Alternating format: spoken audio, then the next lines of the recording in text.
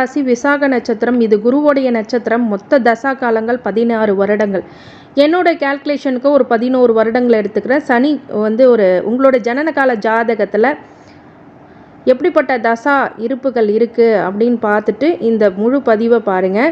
உங்களுடைய கால்குலேஷனுக்கு என்னுடைய approximate calculation 11 வருஷம். சனி திசை அடுத்த வர சனி திசை 19 வருஷம். 11 + 19 30 வருஷம். இந்த 30 வயசுக்குள்ளே துலாம் ராசி, விசாக நட்சத்திரத்துக்கு இந்த சனி வக்ரம் என்ன பண்ணும் அப்படின்னு கேட்டிங்கன்னா, இது வரைக்கும் உங்களுக்கு சில பிரச்சனைகள் மன அளவிலையும் உடல் அளவிலையும் பிரச்சனைகளை கொடுத்து கொண்டிருந்த இந்த சனி பகவான் புத்திர வழியில் ஒரு நிம்மதி இல்லாத நிலைமை அப்படிங்கிறதெல்லாம் இப்போ கொஞ்சம் மாறக்கூடிய நிலைமை இருக்கும். கடன், எதிரி, நோய் தொந்தரவுலேருந்து கடுமை குறையும். அதே மாதிரி பள்ளி படிக்கின்ற மாணவருக்கு இந்த மந்தத்தன்மை அப்படிங்கிறது நீங்கும். நல்லா சுறுசுறுப்பாக இருப்பாங்க. இந்த காலகட்டத்தில் புது விதமான முயற்சிகளை நீங்கள் போடுவீங்க. ஆனால் உஷாராக ஒரு முறைக்கு 100 முறை யோசித்து செயல்படக்கூடிய சனி திசையில் இருக்கிறீங்க 19 வருஷம். குரு திசை 16 வரல 10 வருஷம் வரைக்கும் ஒரு பிரச்சனையும் இல்லை. ஆனால் சனி திசை உங்களுக்கு பிரச்சனைகளை அதிகமாக கொடுக்கக்கூடியதாகவும், முதல் விஷயமா இதில் பார்க்கணும் அப்படின்னா, அந்த சனி வக்ரமானது உங்களுக்கு நன்மையான பலன்களை கொடுக்க காத்திருக்கிறார் அப்படின்னும் சொல்லலாம். உத்தியோகத்தில், தொழிலில் ரொம்ப கவனமாக இருக்கணும். இதன் மூலியமாக உங்கள் வளர்ச்சியை பிடிக்காமல் நிறைய பேர் இருப்பாங்க. இந்த மாதிரி சில விஷயங்கள்லாம் வரும். நோயினால் அவதிப்படக்கூடியதாகவும், உங்கள் குடும்பத்தினார் சில பேரால் பிரச்சனைகளை அனுபவிக்கக்கூடியதாகவும், நோய்கள் உருவாக்கக்கூடியதாகவும், அதனால் கண்டங்களை ஏற்படுத்தக்கூடியதாகவும் இருக்கும். இந்த துலாம் ராசிக்காரங்களும் இந்த காலகட்டத்தில் ரொம்ப கஷ்டப்பட்டு தான் இந்த பிரச்சனைகளை அனுபவிச்சுட்டு இருப்பீங்க. அப்படிப்பட்ட நிலைமை இந்த திசை காலங்களில் கண்டிப்பாக வரும். இந்த காலங்களில் நீங்கள் ரொம்ப உஷாராக இருப்பது ரொம்ப நன்மையை கொடுக்கும். மிகப்பெரிய அளவில் வளர்ச்சியை கொடுக்குமானா கண்டிப்பாக கொடுக்காது. ரொம்ப 200% உழைத்தால் மட்டுமே 100% பலன்களை உங்களுக்கு கொடுக்கும். சனி வக்ரமாகிறதுனால சனி திசையில் பெரிய பாதிப்புகள் இந்த 4 மாதங்களுக்கு இருக்காது. நோய், எதிரி, கடன் எல்லாம் குறைய ஆரம்பிக்கும். உங்கள் பிரச்சனைகள் எல்லாம் நிவர்த்தியாகும். சூரியனை கண்ட பனி போல் உங்களுடைய வாழ்க்கையில் நடக்கின்ற ஒவ்வொரு விஷயங்களும் இந்த 4 மாதங்களில் மறைந்து பொருளாதார ரீதியாக பலமான ஒரு சனி வக்ரமாக இந்த வக்ரம் உங்களை ஃபேஸ் பண்ண வைக்கும். இருந்தாலும் சிறு சிறு எச்சரிக்கை, கவனம் அப்படிங்கிறது அவசியமானது இந்த சனி திசையில். அடுத்தது புதன் திசை. 30 வயசுலேருந்து 47 வயசுக்குள்ளவங்களுக்கு இந்த சனி வக்ரமானது புதன் திசையில் இருக்கிறவங்களுக்கு மிகப்பெரிய யோக பலனை கொடுத்துரும். பிரபலமான யோகம், சோஷியல் மீடியாவில் ஃபேமஸ் ஆகிறது, ஜேர்னலிஸ்ட்டாக இருக்கிறாங்க, மீடியா ஒர்க் பண்ணுறாங்க, டெக்னீஷியன் ஒர்க் பண்ணுறாங்க, டப்பிங் ஆர்டிஸ்ட்டாக இருக்காங்க, இல்லை ஆக்டர்ஸாக இருக்காங்க, ஃபினான்ஷியல் ஜாப்ஸில் இருக்கிறவங்க, மார்க்கெட்டிங்கில் இருக்கிறவங்க, மேக்ஸமெட்டிக்கல் கால்குலேஷன் டேலண்ட்ஸ் இருக்கிறவங்க, அந்த 3D 4D பிரிண்டிங் டிபார்ட்மெண்ட்டில் இருக்கிறவங்க, எஜுகேஷன் டிபார்ட்மெண்ட்டில் இருக்கிறவங்க, ஆன்லைன் ஆப்ஸை நடத்துகிறவங்க, சோஷியல் மீடியா வெப்சைட்ஸை நடத்துகிறவங்க, வாட்ஸ்அப், யூடியூபர்ஸ், டெலிகிராம் கம்யூனிகேஷன், இதெல்லாம் மிகப்பெரிய முன்னேற்றம் இருக்கும். சில பேர்த்துக்கு இந்த அட்வர்டைஸ்மெண்ட் ஏஜென்சி வச்சுருக்கவங்க, கஸ்டமர் கேர் சர்வீஸில் இருக்கிறவங்க, பேங்கிங் ஜாப்ஸில் இருக்கிறவங்க, ஸ்டாக் மார்க்கெட்டில் இருக்கிறவங்க, ஸ்பீச்சிங் நாலேஜ் ஒர்க்ஸில் இருக்கிறவங்க, ஐடி சாஃப்ட்வேரில் இருக்கிறவங்க, நியூஸ் ப்ரெசண்டராக இருக்கிறவங்க, நியூஸ் ரீடராக இருக்கிறவங்க, பார்ட்னர்ஷிப்பில் பிஸ்னஸ் பண்ணுறவங்க, ரிட்டன் ஜாப்ஸ் பண்ணுறவங்க, மீம்ஸு ட்ரோல் பண்ணுறவங்களுக்கு கூட இந்த காலகட்டங்கள் நல்லாயிருக்கும். வேடிக்கையான விஷயம் இல்லையா? புதன் உங்களுக்கு நல்லதை கொடுப்பார். ஏன்னா ட்ரோலிங்னே ஒரு வித்தை தானே, அதே கொடுப்பார்.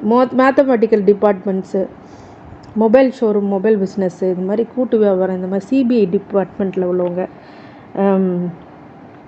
இந்த Aadhaar, PAN card, licence renewal jobs பண்ணுறவங்க, ஏல சீட்டு நடத்துகிறவங்க, புக் ஷாப்ஸு, ஸ்டேஷ்னரி ஷாப்ஸு, அட்வொகேட்டாக இருக்கிறவங்க, ஜோதிடம், மானுஷ்யம், மாந்திரிகம், தாந்திரிகம் போன்ற விஷயங்களில் சம்மந்தப்பட்டவங்களுக்கெல்லாம் இந்த காலம் உயர்வு பெறக்கூடிய புதன் காரகத்துக்குள்ளே கண்டிப்பாக நடக்கும். இந்த புதன் காரகத்தை உங்கள் ஜாதகத்தில் புதன் அஸ்தங்கமானாலோ, இல்லை சூரியனோட அஸ்தங்கமாயிட்டால் கூட பரவாயில்ல, புதனை பகை வீட்டில் உட்கார்றதோ, இல்லை புதன் நல்ல நிலைமையில் இல்லை அப்படிங்கிற கிரகத்துடன் சேர்ந்திருந்தாலோ நல்ல பலன்களை கொடுக்க மாட்டார்.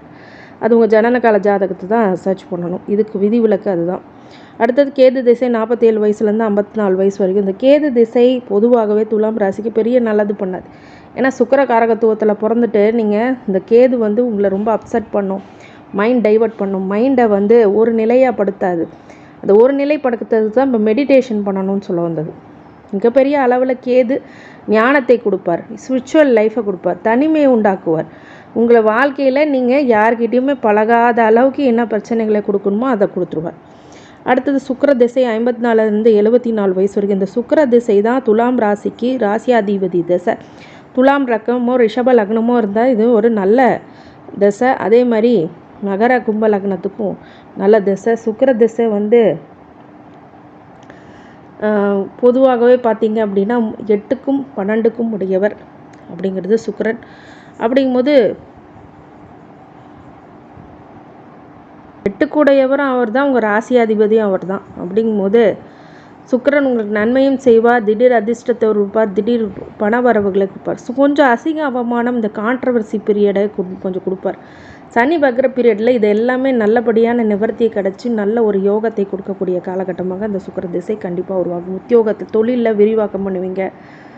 இது வரைக்கும் உங்களுடைய ஸ்பெஷலான மைண்டு வந்து கண்டிப்பாக எல்லாத்துக்கும் தெரியும், ஒரு ஸ்டேட்டஸ் ரெக்கக்னேஷன் எல்லாமே இந்த காலகட்டத்தில் கண்டிப்பாக ரெஸ்பெக்டோடு கிடைக்கும். அடுத்தது சூரிய திசை 74 வயசுலேருந்து 80 வயசு வரைக்கும், சந்திர திசை 80லேருந்து 90 வயசு வரைக்கும், செவ்வாய் திசை 90லேருந்து 97 வயசு வரைக்கும், ராகு திசை வரைக்கும்.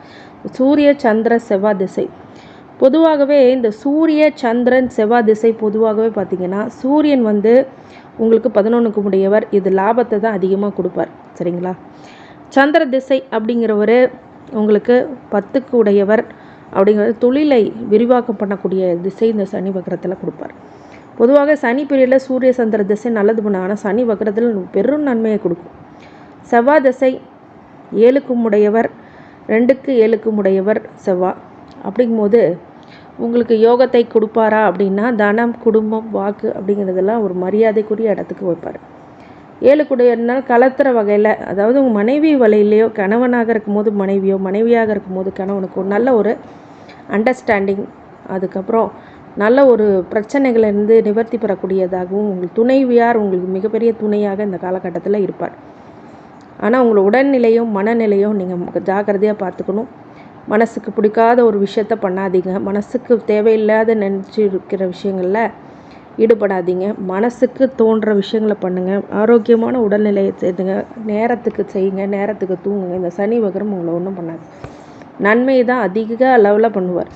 உங்கள் மகன் மகளை பேரன் பேத்தியோ கொஞ்சி மகிழக்கூடிய காலகட்டம்.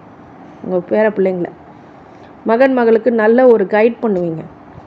இந்த மாதிரி விஷயங்கள்லாம் இந்த திசை காலங்களில் கண்டிப்பாக உருவாக்கி கொடுக்கும் அப்படிங்கிறதுக்கு மாற்றுக்கிறதுக்கு இடமில்லை. துலாம் ராசி விசாக நட்சத்திரக்காரங்களுக்கு இந்த சனி வக்ரம் உங்களுக்கு ஆஞ்சநேயர் வழிபாடு மிக முக்கியமானது. குலதெய்வ வழிபாடு வெற்றியை கொடுக்கும். குரு நட்சத்திரம் அப்படிங்கன்னா உங்களோட ஜென்ம நட்சத்திரத்தில் போயிட்டு குலதெய்வ வழிபாடு பண்ணுங்கள், மிகப்பெரிய நல்ல ஏற்றங்களை உங்களுக்கு கண்டிப்பாக கொடுக்க காத்திருக்கிறார். இந்த